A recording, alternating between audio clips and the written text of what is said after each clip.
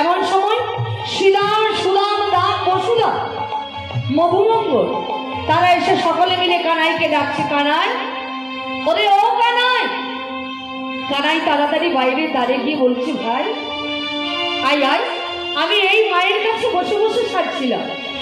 আর চল চল, আজ আমরা গোচারণে যাব। মা আমার তাড়াতাড়ি করে সুদামকে ডেকে বলছে, সুদাম আজ যে তোরা কানাইকে নিয়ে যাবি, কানাই তো আমার ছোট ছেলে, তোরা কানাইকে কি করবি জানিস? বলো বলো মা, আজ আমরা কানাইকে কি করব?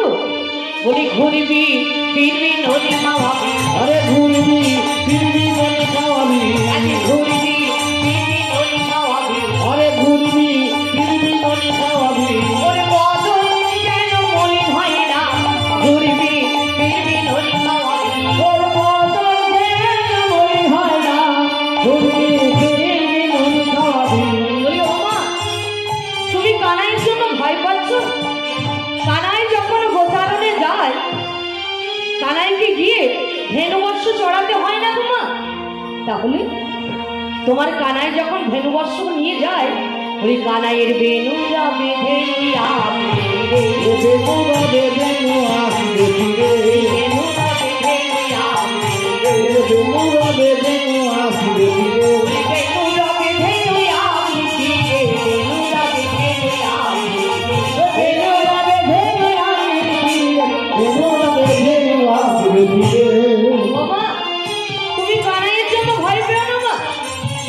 কানাইকে যে ধেনুবর্ষ চড়াতে হয় না, কানাই যখন মুরলি বাজায়, মুরলির শব্দে ধেনুবর্ষ নিজ নিজ দিন সেবা করে।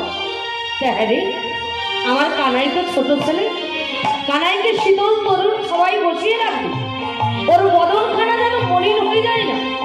না গো না, আজ কানাইকে নিয়ে আমরা মনের আনন্দে যাব। তাই আজ সখাদিকে নিয়ে কানাই আমার যাচ্ছে। বলে আমার সখাগণ সঙ্গ হরি যদু নন্দনা চলতনা গুরুরা। আমার সখাগণ সঙ্গ চলিল গুরুরা। আমার সখাগণ সঙ্গ হরি যদু নন্দনা চলতনা গুরুরা। আমার সখাগণ সঙ্গ চলিল গুরুরা। আজ ভাবিনি মন রাখে চলত বিপিন পথে, ভাবিনি মন রাখে চলত বিপিন পথে। ভাবিনি মন রাখে চলত বিপিন পথে, ভাবিনি মন রাখে চলত বিপিন পথে। সাধিতে মন মত পারিব, সাধিতে মন মত পাই। আমার ভাবিনি মন রাখে চলত বিপিন পথে। ভাবিতে মন মত কাঁদিব, ভাবিতে মন মত আজ চলেছে চলেছে চলেছে চলেছে চলেছে চলেছে চলেছে চলেছে। আগে কিছু সকাল হইয়া চলেছে চলেছে, এই আগে পিছে সকাল হইয়া চলেছে চলেছে। বলি আগে পিছে সকাল হইয়া চলেছে চলেছে, আগে পিছে সকাল হইয়া চলেছে চলেছে। আগে পিছে সকাল হইয়া চলেছে চলেছে। এই আগে পিছে সকাল হইয়া চলেছে। আজ আগে পিছে সখাদিকে নিয়ে যাচ্ছে। যেতে যেতে কানাই বলছে, ভাই আজ তো আমরা যাচ্ছি বটে, কিন্তু আজ কিন্তু আমরা একটা নতুন খেলা খেলি। নতুন খেলা? আমরা তো প্রতিনিয়ত খেলা খেলি, আজ আবার কি খেলা? আজ কি খেলা খেলবো জানিস? তাহলে শোন শোন। বলি আমরা রাজা রাজা খেলবো মোরা, ওরে সিংহাসন হবে গাছে গোড়া। রাজা রাজা খেলবো মোরা, সিংহাসন হবে গাছের গোড়া। রাজা রাজা খেলবো মোরা, সিংহাসন হবে গাছে গোড়া।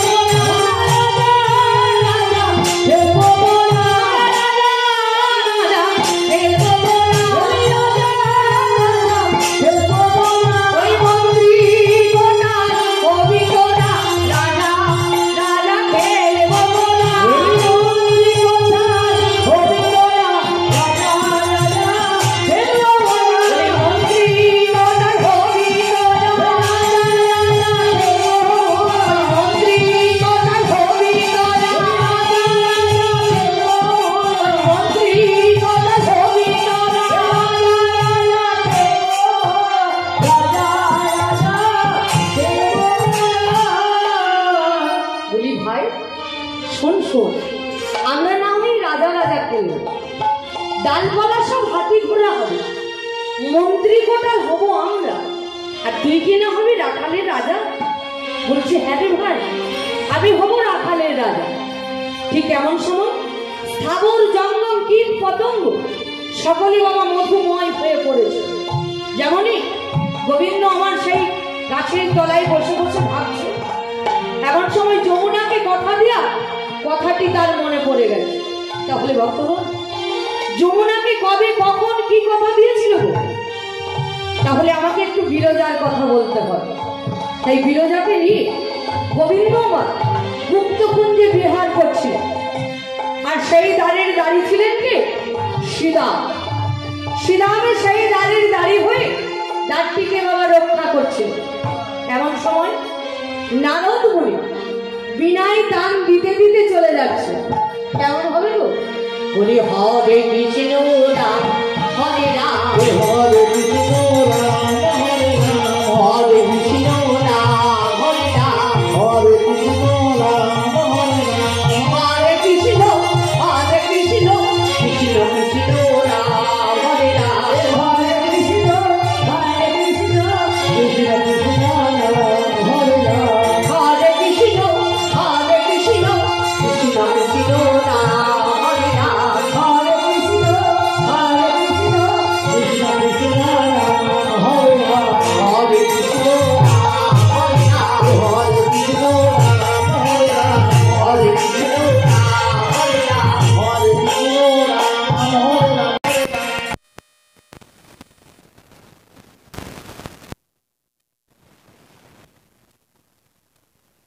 তুমি এখানে কেন? না জানি এখানে কেন জানো প্রভু? আজ আমার গোবিন্দ গুপ্ত কুঞ্জে বিহার করছে, আর আমি সেই দ্বারের দাঁড়ি হয়ে দ্বারটিকে রক্ষা করছি। নারায়ণ নারায়ণ।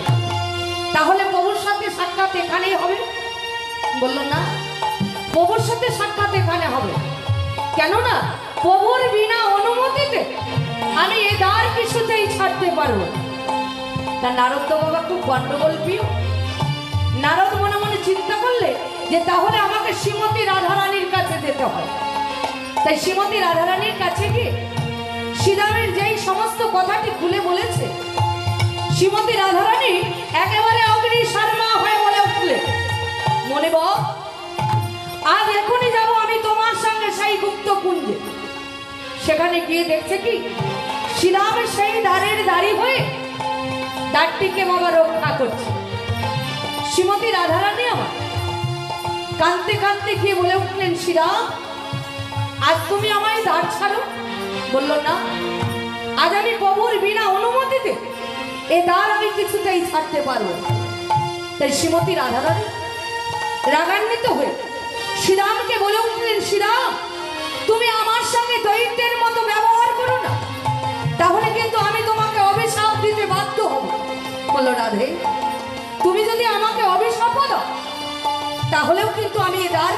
ছাড়তে পারবো না। তাই শ্রীমতী রাধারানী আমার রাগান্বিত হয়ে শ্রীরামকে ডেকে বললেন, শ্রীরাম তুমি দৈত্য কুলে জন্মগ্রহণ করো। তাই শ্রীরাম শ্রীমতী রাধারানীর অভিশাপে বাবা দৈত্যকুলে জন্ম নিল। দৈত্যকুলে জন্ম নিয়ে হলেন কি না শঙ্খচূড় দৈত্য। আজ শঙ্খচূড় দৈত্য হয়ে প্রভুর বাহন হিসাবে রইল। এমন সময় শ্রীরাম কাঁদতে কাঁদতে বলে উঠলেন, রাধে যার প্রেমের পাগলিনী হয়ে তুমি যে আমাকে অভিশাপ দিল, কৃষ্ণ প্রেমের যে কি জ্বালা, কৃষ্ণ ছাড়ার যে কি জ্বালা তুমিও মর্মে মর্মে বুঝবে। তাই আমিও তোমাকে অভিশাপ দিচ্ছি, তুমিও 100 বছর কৃষ্ণ ছাড়া হও। তাই শ্রীরামের অভিশাপে শ্রীমতী রাধারানী আমার 100 বছর কৃষ্ণ ছাড়া হয়েছে। এমন সময় বিরজা কাঁদতে কাঁদতে গিয়ে প্রভুকে বললেন, প্রভু আমার আশা কি কোনোদিনই পূর্ণ হবে না? বলল পূর্ণ হবে, তবে এখন আগামী দাপরে আমি যত লীলা করব তোমার তীরে আর নীরে। ঠিক এমন সময় শ্রীমতী রাধারানী আমার গুপ্তকুঞ্জে প্রবেশ যেই করেছে, দেখছে কি বিরজা বলে জল হয়ে গেছে। আর প্রভু সর্প হয়ে তার বক্ষে বাবা বিচরণ করছে। শ্রীমতী রাধারানী তো মহাশক্তি, তাই তিনি অন্তরে জানতে পারলেন যে প্রভু আমার সর্প হয়েছে। তাহলে সর্পকে দংশন করতে গেলে আমাকে কিন্তু ময়ূর রূপ ধারণ করতে হবে। তাই ময়ূর রূপ ধারণ করে ওই সর্পকে বাবা 3 বার দংশন করল। তা 3 বার দংশনের জন্য প্রভু আমার ত্রিভঙ্গ হয়েছিল। এমন সময় শ্রীমতী রাধারানীকে ডেকে বললেন, রাধে এবারের মতো তুমি আমায় ক্ষমা করে দাও। বলে ক্ষমা আমি করতে পারি, তবে আমার একটি শর্ত আছে। কি শর্ত? না আমি যে ময়ূর রূপ ধারণ করেছি এই পৃথিবীর জীব সকল তারা তো কেউ জানতে পারবে না। তাই আমার পুচ্ছ সারা জীবনে তোমাকে শিরে অক্ষুণ্ণ রাখতে হবে। বললেন তথাস্ত। তাই আজও দেখবে গোবিন্দকে যতই ভালো করে সাজায়, যতক্ষণ না ময়ূর পুচ্ছটি দেওয়া হচ্ছে ততক্ষণ কিন্তু গোবিন্দকে সৌন্দর্য লাগায় না। তাই এমন সময় শ্রীমতী রাধারানী করছেন কি, বংশী ধ্বনি শোনার জন্য রন্ধনশালায় বসে বসে রন্ধন করছে। আর গোবিন্দ মা তার প্রিয় বংশীকে ডেকে বলছে, বংশী ওরে বংশী, বলি এমন বাজবি বাঁশি, এমন বাজবি আজ এমন বাজবি বাঁশি, এমন বাজবি যেন এই অন্য নাহি শোনে, যেন এই অন্য নাহি শোনে। আবার গোপনে প্রবেশিবি রথপতির খানে,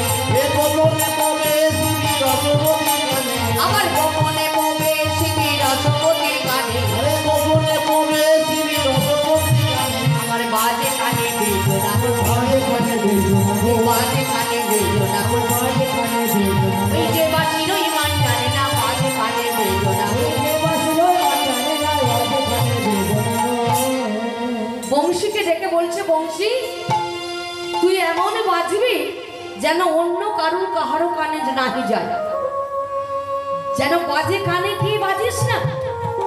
তার প্রিয় বংশীকে বলছে, শ্রীমতী রাধারানী রন্ধনশালায় রন্ধন করছে, বংশীর ধ্বনি শুনি শ্রীমতী রাধারানী আমার বসে বসে কাঁদছে। মনে মনে ভাবছে ঘরে শাশুড়ি ননদিনী আছে তো আমাকে দেখতে পারে না, কটু কথা বলে।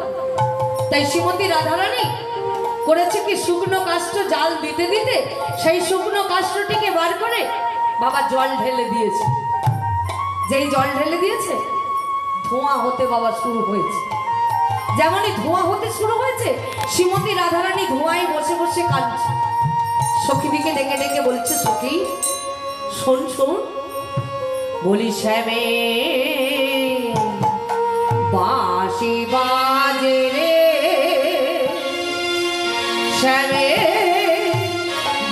বাঁশি বাজে রে শ্যামের বাঁশি বাজে রে ও শ্যামের বাঁশি বাজে রে শ্যামের বাঁশি বাজে রে শ্যামের বাঁশি বাজে রে ও শ্যামের বাঁশি বাজে রে ও শ্যামের বাঁশি বাজে রে ওই জয় রাধে শ্রী রাধে বলে বাঁশি বাজে রে শ্যামের বাঁশি বাজে রে ওই জয় রাধে শ্রী রাধে বলে বাঁশি বাজে রে শ্যামের বাঁশি বাজে রে ওই জয় রাধে শ্রী রাধে বলে বাঁশি বাজে রে শ্যামের বাঁশি বাজে রে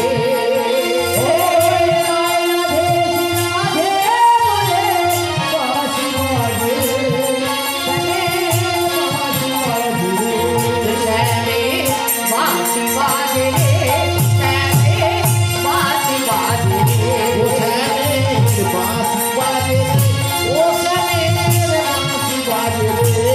শ্যামের বাঁশি বাজে রে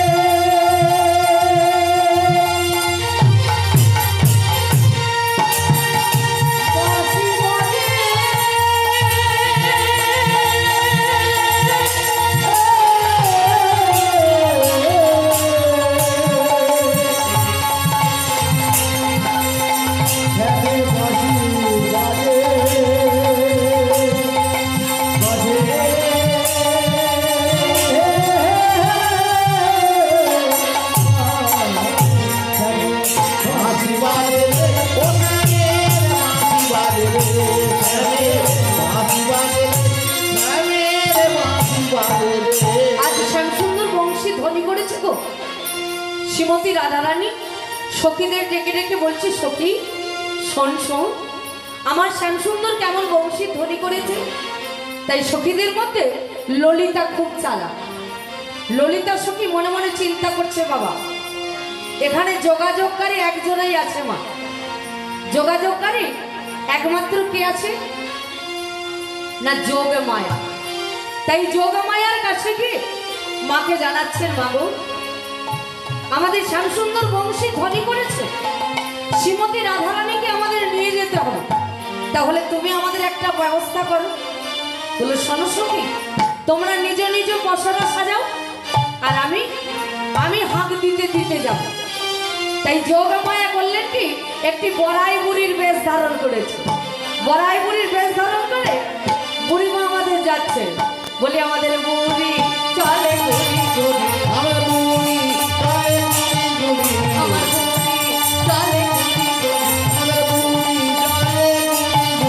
আমার বুড়ি চলে ঘুরি ঘুরি, আমার বুড়ি চলে ঘুরি ঘুরি আমার বুড়ি চলে ঘুরি ঘুরি ওই বুড়ি চলে ঘুরি ঘুরি, আমার বুড়ি চলে ঘুরি ঘুরি আমার বুড়ি চলে ঘুরি ঘুরি ওই বুড়ি চলে ঘুরি ঘুরি, আজ বুড়িমা একটি জস্তিতে ভার দিতে দিতে বুড়িমা আমার হাঁক দিতে দিতে যাচ্ছে। বলি তোরা কে যাবি মথুরার হাট, ওরে সকালে করে সার না পা এ যাবি মথুরার হাট, সকাল করে সাড়ে নটা, আজকে যাবি মথুরার হাট, সকাল করে সার না